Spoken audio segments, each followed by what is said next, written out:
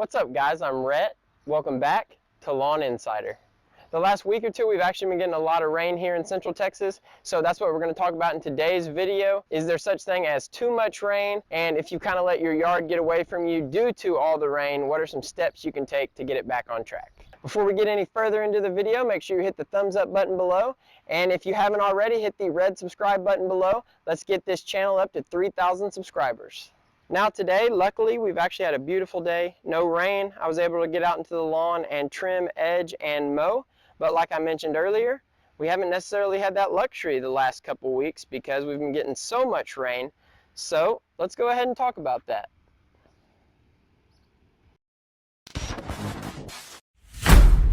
All right, y'all, so I would say conservatively speaking, we've probably gotten between 5 and 7 inches of rain in the last couple of weeks here in Central Texas. Now, is there such thing as too much rain? Obviously, yes, it is possible to get too much rain, like if we're talking about hurricane conditions or something like that.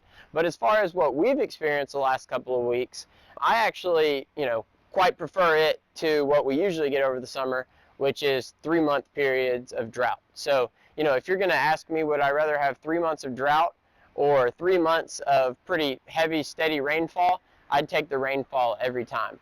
But just because it is the lesser of two evils doesn't mean that a lot of rain can't come with its own set of challenges, and that's what this video is about today. So potentially the biggest problem that goes hand in hand with getting a lot of rain is lawn fungus, and specifically bad lawn fungus, because there's good and bad, but the bad lawn fungus can cause lawn disease. And the reason our yards are more susceptible to getting disease after a lot of rain is because fungus thrives in those wet conditions, and the longer our grass stays wet, the higher probability that a fungus can move in there and cause some problems. The best thing that you can do to prevent disease from wreaking havoc on your yard is to put out a preventative fungicide treatment earlier in the season. It's best to actually put out multiple fungicides because they're going to cover different diseases and they're going to protect you from different diseases. So the two that I use are propiconazole and azoxystrobin, and I will put those in the description box below if that's something you're interested in.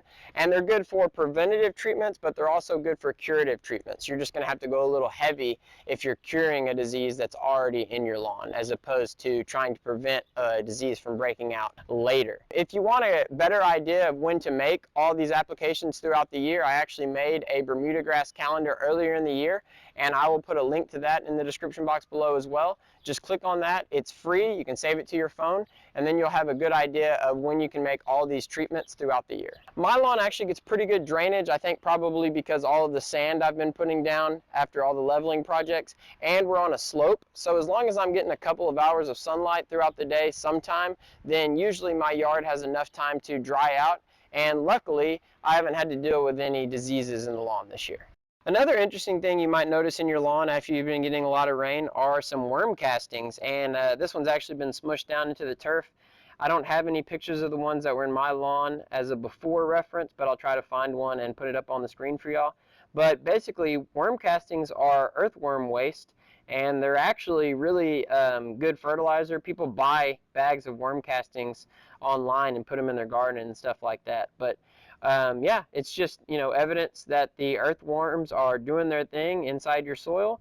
And I've actually read that earthworms are, the best aerators that there are. So anyway, it's actually a good sign for your turf. They actually just get a little bit annoying because you can't really remove them, and they press down into the yard like this one right here, and I've actually got a few more spots, like one right there as well.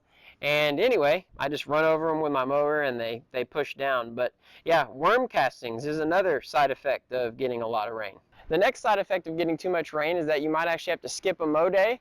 And if that happens, the next time you actually get outside to mow, especially under these conditions where we've been getting a lot of rain and you still have that Texas heat over the summer, the grass is growing a lot. And once you actually get your mow in, you might end up with a brown lawn. And the reason your yard turns brown after you mow when you haven't mowed for a while is because most of the Bermuda grass plant is actually brown. Really only about the top third of it is green. So if we let it get away from us a little bit and the grass gets a little taller, that yellow part or that brown part's just going to get taller and taller and taller. And by the time we eventually cut, we're cutting into that brown part. So then our lawn appears to be brown. And really the only way to combat that problem is by doing a reset or like a mini scalp of the lawn.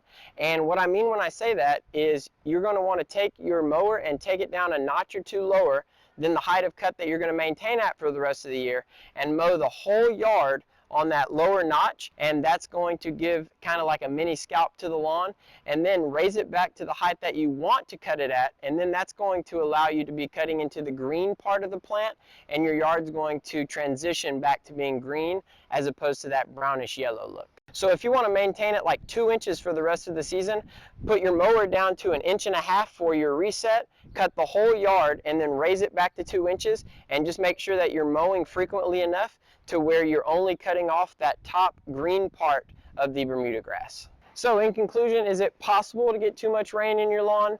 You know, theoretically, yes, if you have like a hurricane headed your way or something like that, I guess it is possible.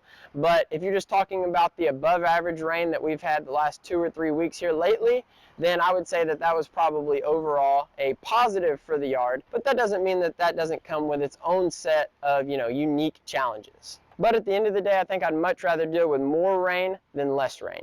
Alright y'all, I think I'm going to go ahead and wrap it up right there. If you enjoyed the video, please hit that thumbs up button below. If you're liking the content and you want to see more of it and you don't want to miss my future videos, make sure you hit the red subscribe button below. And if you have any questions, comments, concerns, please leave those in the comment section below. I'll see y'all again next week. Lawn Insider, out.